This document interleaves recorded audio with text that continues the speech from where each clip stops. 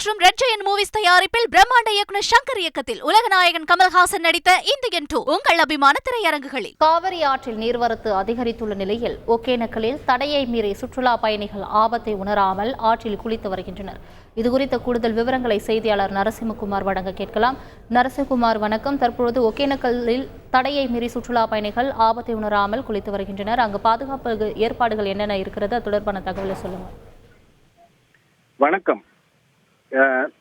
தென்மேற்கு பருவமழை தீவிர அடைந்துள்ளதை தொடர்ந்து கர்நாடகா மற்றும் கேரளாவில் அதிகப்படியான மழை பெய்கிறது. இதனால் கபினி மற்றும் கிருஷ்ணராஜசாகர் அணைகள் நிரம்பி வழிகிறது.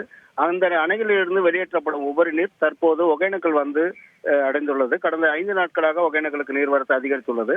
இந்நிலையில் கடந்த 5 நாட்களாக ஒகேனக்கல் காவிரி ஆற்றில் குளிக்கவும் நீர்வீழ்ச்சியில் குளிக்கவும் பரிசீலிக்கவும் மாவட்ட ஆட்சியர் கி சாந்தி அவர்கள் தடை விதித்திருந்தார்.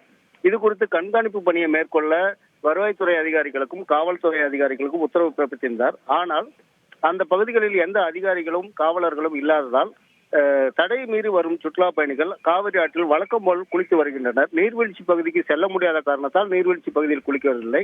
ஆனால் காவிரி கரையோர பகுதிகளில் ஆபத்தை உணராமல் குளித்து வருகின்றனர்.